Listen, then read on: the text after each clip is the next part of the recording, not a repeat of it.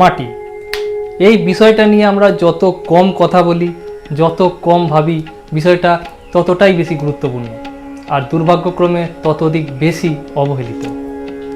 এই মাটির সুস্বাস্থ্যের সাথে সরাসরিভাবে আমাদের খাদ্য উৎপাদন বা খাদ্য নিরাপত্তাই যে শুধুমাত্র জড়িত আছে তা নয়। এই পৃথিবীর জীববৈচিত্র্য ও বাস্তুতন্ত্রের একটা বিরাট বড় অংশ এই মাটির উপর নির্ভরশীল। বস্তুত এই পৃথিবীর 1/3 জৈব বৈচিত্র্য শুধুমাত্র আমাদের পায়ের নিচে এই মাটির মধ্যে বসবাস করে। এছাড়াও জল পরিশোধন, পরিবেশ সংরক্ষণ, আবহাওয়া পরিবর্তন, কার্বন চক্র নিয়ন্ত্রণ, উদ্ভিদের পুষ্টিচক্র, আমাদের স্বাস্থ্য, এমনকি আমাদের অর্থনীতি, রাজনীতি, রাজনৈতিক স্থিরতা অস্থিরতা, বিশ্বযুদ্ধ, শান্তি, প্রগতি সব কিছু কোনো না কোনোভাবে এই মাটির ওপর নির্ভরশীল।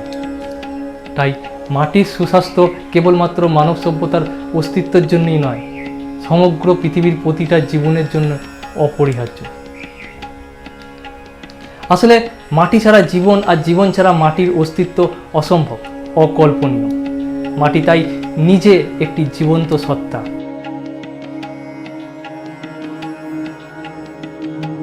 নমস্কার, আমি দিব্যেন্দু আর আপনারা দেখছেন মাটি অর্গানিক্স আয়োজিত কৃষকের ক্লাসরুম। আমাদের এই কৃষকের ক্লাসরুম সেগমেন্টে আমরা মাটি, বিজ্ঞানসম্মত কৃষি ব্যবস্থাপনা, বাগান, ছাদ বাগান, প্রাকৃতিক ও জৈব কৃষি, প্রকৃতি ও পরিবেশ ইত্যাদি বিষয়গুলির ওপর নানান তথ্য সমৃদ্ধ ও জ্ঞানমূলক ভিডিও বানিয়ে থাকি।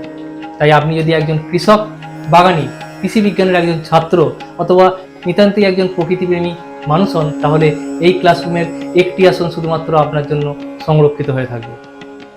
আমাদের কৃষকের ক্লাসরুমে অ্যাডমিশন একদম ফ্রি। শুধু সাবস্ক্রাইব বাটনটা প্রেস করে দিয়ে বেল আইকনটা অন করে নিলেই অ্যাডমিশন হয়ে যায়। কি দারুণ মজার ব্যাপার না? তাহলে আর দেরি না করে চটপট অ্যাডমিশনটা নিয়ে নিন। বন্ধুরা, এবার সরাসরি আজকের আলোচনার বিষয়বস্তুতে আসা যাক। আজকের বিষয়, কৃষকের অজ্ঞানতাই কি মাটির আসল সমস্যা? বন্ধুরা, রাষ্ট্রসংঘের মতে সারা বিশ্বে আর মাত্র 60 বছর কৃষিকাজ করার মতো কৃষি জমি অবশিষ্ট রয়েছে। আর মাত্র 60 বছর। ভেবে দেখুন কি ভয়ানক পরিস্থিতি। আর একটি দুঃসংবাদ হলো এই যে এই মাটি কিন্তু কোনো ফ্যাক্টরিতে তৈরি করা যায় না। মাত্র 1 সেন্টিমিটার মাটির স্তর তৈরি হতে 200 থেকে 250 বছর সময় লেগে যায়। অর্থাৎ আমরা যে মাটির উপর আজ কৃষিকাজ করছি, আমাদের বহু পূর্ব প্রজন্মের দ্বারা লক্ষ লক্ষ বছর ধরে এই মাটি সংরক্ষিত করে রাখা হয়েছে। এই মাটিকে নষ্ট করার কোনো অধিকার আমাদের নেই। এই মাটি আমাদের আগামী প্রজন্মের জন্য অক্ষত অবস্থায় রেখে যাওয়ার কথা ছিল, কিন্তু বাস্তবে আমরা আমাদের বর্তমান রাসায়নিক ও যন্ত্র নির্ভর কৃষি ব্যবস্থার দ্বারা মাটি তৈরির গতির থেকে 100 গুণ দ্রুত গতিতে মাটিকে বিনষ্ট করে চলেছি। শুধুমাত্র আমাদের প্রজন্মই সারা পৃথিবীর মাটিকে তছনছ করে ফেলেছে। আর আমরাই মানব সভ্যতার শেষ প্রজন্ম যারা এই বিধ্বংসী অবক্ষয়কে একটু হলেও রুখতে পারি। আমাদের আগামী প্রজন্মের হাতে আর কোনো সুযোগ থাকবে না। যারা কৃষিকাজের সাথে সরাসরি যুক্ত, তারা মাটির এই দ্রুত অবক্ষয়ে প্রতিনিয়ত প্রত্যক্ষ করছেন। মাটির এই অবক্ষয়ের কারণ খুঁজতে গিয়ে অনেকগুলি কারণের মধ্যে যে কারণটি আমার কাছে সবথেকে বেশি প্রকট হয়ে ওঠে তা হলো মাটির প্রতি কৃষকের অবহেলা ও মাটি সম্পর্কে কৃষকের অজ্ঞানতা। বন্ধুরা, এই কথা বলতে বাধ্য হতে হচ্ছে যে কৃষকের অজ্ঞানতাই হয়তো আমাদের কৃষি জমির মাটির এই অবক্ষয়ের আসল কারণ। কারণ যাদের জীবিকা সরাসরি মাটির উপর নির্ভরশীল, সেই কৃষককে আরও বেশি মাটির প্রতি যত্নবান হওয়া উচিত ছিল। কিন্তু বাস্তবে তারা এখনও কোথাও যেন মাটি ও মাটির স্বাস্থ্য সম্বন্ধে উদাসীন। এর থেকে আর একটা বড় কারণ হতে পারে যে গ্রাম্য কৃষক বন্ধুদের কাছে মাটির প্রকৃত তথ্য ও সঠিক জ্ঞান কোনোদিনই হয়তো সেইভাবে পৌঁছে দেওয়া যায়নি। এটা দুর্ভাগ্যজনক যে আমাদের দেশে রাষ্ট্রীয় বা রাজ্য স্তরে কৃষকদের কৃষি সংক্রান্ত সঠিক তথ্য ও পরামর্শ দেওয়ার উপযুক্ত ও প্রভাবশালী পরিকাঠামো আজও আমরা প্রস্তুত করে উঠতে পারিনি। ফলে কৃষকদের সচেতনতায় যে শূন্যতা তৈরি হয়েছে, সেখানে এক শ্রেণীর অসাধু ব্যবসায়ীরা ঢুকে পড়েছে। কৃষকের কাছে সঠিক জ্ঞান ও নির্ভরযোগ্য তথ্য না থাকার ফলে কৃষকরা আস্তে আস্তে মাটি ব্যবস্থাপনার জন্য এক শ্রেণীর অসাধু রাসায়নিক সার ব্যবসায়ীদের উপর নির্ভরশীল হয়ে পড়েছে। কৃষকদের বোঝানো হয়েছে যে মাটিতে বেশি বেশি রাসায়নিক সার ও কীটনাশক প্রয়োগ করলেই অধিক ফলন সম্ভব। কৃষকদের বলা হয়েছে যে জমি আসলে ফসল উৎপাদনের একটি মেশিন। কৃষকরা যবে থেকে মাটিকে ফসল উৎপাদনের মেশিন ভাবতে শুরু করেছে, সেদিন থেকেই কৃষকের দুর্দশার সূত্রপাত হয়েছে। কৃষককে যত বেশি ফসল উৎপাদনের লোভ দেখানো হয়েছে, কৃষক তত বেশি তার জমিতে রাসায়নিক সার প্রয়োগ করেছে। অপ্রয়োজনীয় ও প্রয়োজনের থেকে অতিরিক্ত রাসায়নিক সার প্রয়োগ করতে করতে কৃষক আখেরে তার নিজের কৃষি জমির মাটিটাকেই নষ্ট করে ফেলেছে। কৃষকের মাটিতে আজ প্রাকৃতিক উর্বরতা বলতে আর কিচ্ছু নেই। বছরের পর বছর মাটিতে জমিতে আরও বেশি রাসায়নিক সার দিতে হচ্ছে, কিন্তু ফলন আর সেই আগের মতন হচ্ছে না। মাটির উপর দীর্ঘ অত্যাচার ও অবহেলার কারণে মাটি আজ মৃতপ্রায়। রাসায়নিক সার ও কীটনাশকের কুপ্রভাবে মাটির অণুজীবের যে সংখ্যা তা আজ বিলুপ্তপ্রায়। মাটিতে জৈব কার্বনের পরিমাণ আজ তলানিতে এসে ঠেকেছে। মাটির পিএইচের ভারসাম্য আজ নষ্ট হয়ে গেছে। সব মিলে মাটি আজ এতটাই অসুস্থ যে কৃষক তার ফসলকে কোনো রকমে রাসায়নিক সারের ভেন্টিলেটরে বাঁচিয়ে রেখেছে।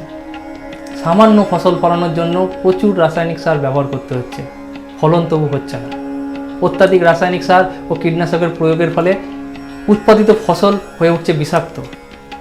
এই সব ফসল আদপে বিষ হিসাবে আমাদের পাতে এসে পড়ছে। ফসলের গুণমান হোক বা কৃষকের আয়, দুটোই কমে যাচ্ছে দিন দিন। বৈজ্ঞানিকভাবে বিশ্বব্যাপী আজ এটা পরীক্ষিত সত্য যে এইভাবে উৎপাদিত ফসল খাওয়ার ফলে আমাদের ক্যান্সার সহ বিভিন্ন দুরারোগ্য রোগ হচ্ছে। তবে এসবের মধ্যে রাসায়নিক সার ও কীটনাশক কোম্পানিগুলির মুনাফা কিন্তু বেরিয়ে চলেছে দিন দিন। সার ও কীটনাশক কোম্পানিগুলি বিভিন্ন লোভনীয় স্কিমের মাধ্যমে ব্যবসায়ীদের আরও বেশি কীটনাশক ও আরও বেশি সার কৃষকদের বিক্রির জন্য উৎসাহিত করছে। দিনের শেষে একজন কৃষক তাদের কাছে নিছক একজন উপভোক্তা। সে প্রথমে নিজের কঠোর পরিশ্রমের অর্জিত অর্থ নষ্ট করে প্রয়োজনের থেকে অনেক বেশি অতিরিক্ত সার কিনে তার নিজের জমিতে দিচ্ছে। জানতে অজান্তে নিজের জমির মাটিকে নষ্ট করে ফেলছে। রাসায়নিক সারের অত্যাধিক ব্যবহারের ফলে মাটি থেকে বেশি কার্বন বায়ুমণ্ডলে নির্গত হতে থাকায় একদিকে যেমন আমাদের বায়ু দূষিত হচ্ছে, অন্যদিকে অব্যবহৃত যে অতিরিক্ত রাসায়নিক সার রয়েছে তার নানান রাসায়নিক বিক্রিয়ার মাধ্যমে ভূগর্ভস্থ জল থেকে শুরু করে পুকুর, নদী, নালা, খাল, বিল এ সমস্তের জলকে প্রদূষিত করে তুলছে। ফলে বিনষ্ট হচ্ছে জলজ বাস্তুতন্ত্র। এই জলও তাই আজ বিষাক্ত এবং ব্যবহারের অনুপযুক্ত। জানতে অজান্তে তাই আমরা আমাদের নিজের ফসল, মাটি, বায়ু, স্বাস্থ্য, পরিবেশ, প্রকৃতি সমস্ত কিছুকে নষ্ট করে ফেলছি প্রতিনিয়ত। কিন্তু আজ কৃষকও বুঝতে পারছে যে এইভাবে কৃষিকাজ করে আর সংসার চালানো সম্ভব নয়। তাই সারা দেশ জুড়ে আমরা একটা ভয়াবহ প্রবণতা দেখছি। কৃষক আজ একটু সম্মানের সাথে বেঁচে থাকার আশায় কৃষিকাজ পরিত্যাগ করে কর্মসংস্থান ও জীবিকার খোঁজে নিজের গ্রাম ছেড়ে অন্যত্র পাড়ি দিচ্ছে। সেটা বুঝতে পেরেছে যে কৃষি আর কোনো লাভজনক জীবিকা নয়। তার কাছে এটা একটা চক্রব্যূহ যেখানে সে বাঁচার আলো দেখতে পাচ্ছে না। ঋণে জর্জরিত কৃষকের আত্মহত্যার খবর তাই আজ দিকে দিকে শোনা যায়। তাই আমাদের দেশে একজন নেতার ছেলে নেতা হতে চায়, একজন ব্যবসায়ীর ছেলে ব্যবসায়ী হতে চায়, একজন চাকরিজীবীর ছেলে চাকরিজীবী হতে চায়, একজন ক্রিকেটারের ছেলে ক্রিকেটার হতে চায়, একজন অভিনেতার ছেলে অভিনেতা হতে চায়, কিন্তু একজন কৃষকের ছেলে কখনোই কৃষক হতে চায় না। ভারতবর্ষের মতো একটা কৃষি প্রধান দেশে এই চিত্র দুর্ভাগ্যজনক। এই পরিস্থিতি মর্মান্তিক। আমরা একটা দেশ, একটা সমাজ হিসাবে যে ভুল পথে হাঁটছি এ বিষয়ে কোনো সন্দেহ নেই। বন্ধুরা, আমাদের সবার মুখে যে হাত অন্ন তুলে দেয় সেই অন্নদাতার হাত আমরা এই প্রতিকূল সময়ে ছেড়ে দিতে পারি না। আজ আমাদের সবার কর্তব্য আমাদের অন্নদাতার হাতকে আরও সুদৃঢ় করা, আমাদের কৃষক বন্ধুদের সচেতন করা। কারণ যতক্ষণ না পর্যন্ত কৃষক ভালো থাকবেন, মাটি ভালো থাকবে না। মাটি ভালো না থাকলে গাছ ভালো হবে না, গাছ ভালো না থাকলে ফসল ভালো হবে না, আর ফসল অর্থাৎ আমাদের পাতের অন্নটুকু ভালো না হলে আমাদের ভালো থাকাও সম্ভব নয়। আমরা মাটি অর্গানিক্সের পক্ষ থেকে কৃষকের ক্লাসরুম নামের এই উদ্যোগের মাধ্যমে সবার মধ্যে মাটি ও প্রকৃতির প্রতি সচেতনতা বৃদ্ধি করার চেষ্টা করছি। কিন্তু আমাদের এই প্রয়াস তখনই সার্থক হবে যখন আমাদের এই ভিডিওগুলির মাধ্যমে কৃষক ভাইদের কাছে সঠিক তথ্যগুলো পৌঁছে যাবে এবং তারা তার মাটির প্রতি যত্নবান হবেন।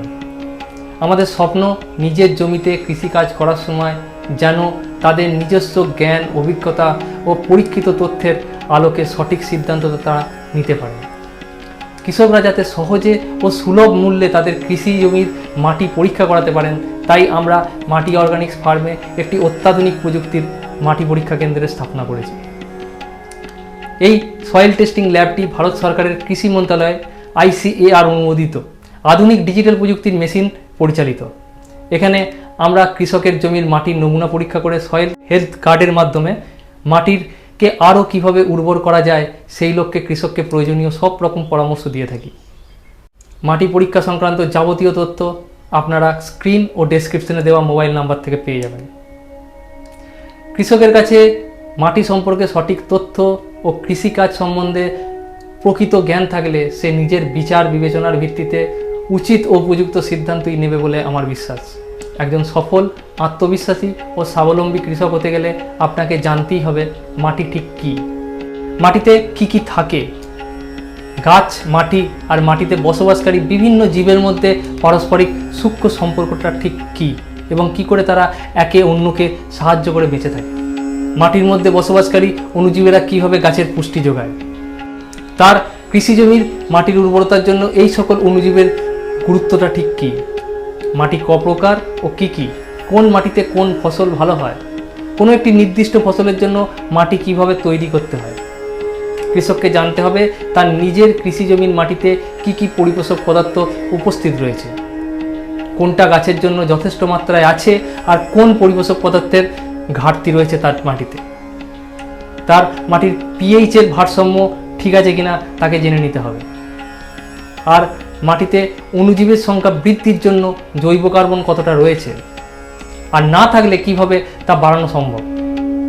কৃষক যখন এইভাবে নিজের মাটির স্বাস্থ্য সম্পর্কে সব কিছু জানবেন ও সচেতন হবেন, তখন সে নিজের জমিতে আত্মবিশ্বাসের সাথে সমস্ত প্রয়োজনীয় পদক্ষেপ ও সিদ্ধান্ত নিতে পারবেন। তাকে আর কেউ ব্যবহার করে নিজের আখের বোঝাতে পারবে না, শোষণ করতে পারবে না। আজ আমরা অনেক প্রশ্ন রেখে গেলাম। কথা দিচ্ছি আপনাদের মনের প্রত্যেকটা প্রশ্নের বিস্তারিত উত্তর নিয়ে খুব দ্রুত আসছি আগামী কৃষকের ক্লাসরুমে। ততক্ষণ এই ভিডিওটি আপনি আপনার পরিচিত সমস্ত কৃষক বন্ধুদের সাথে শেয়ার করুন, যাতে তারাও এই অভিযানে আমাদের সাথে যুক্ত হতে পারে। আমাদের এই প্রয়াস আপনার কেমন লাগছে অবশ্যই কমেন্ট সেকশনে জানাবেন। ভালো লাগলে আমাদের চ্যানেলটিকে সাবস্ক্রাইব করুন এবং লাইক দিয়ে আমাদের আরও উৎসাহিত করুন, যাতে আমরা মাটি, কৃষি ও প্রকৃতি, পরিবেশ নিয়ে আরও নতুন নতুন সুন্দর তথ্য সমৃদ্ধ ভিডিও নিয়ে আসতে পারি। বন্ধুরা, আজকের মতো বিদায়। দেখা হচ্ছে পরবর্তী কোনো তথ্য সমৃদ্ধ ভিডিওতে। ততদিন আপনার নিজের, আপনার আপনজনের, পরিবেশের আর প্রকৃতির খুব খুব খেয়াল রাখুন।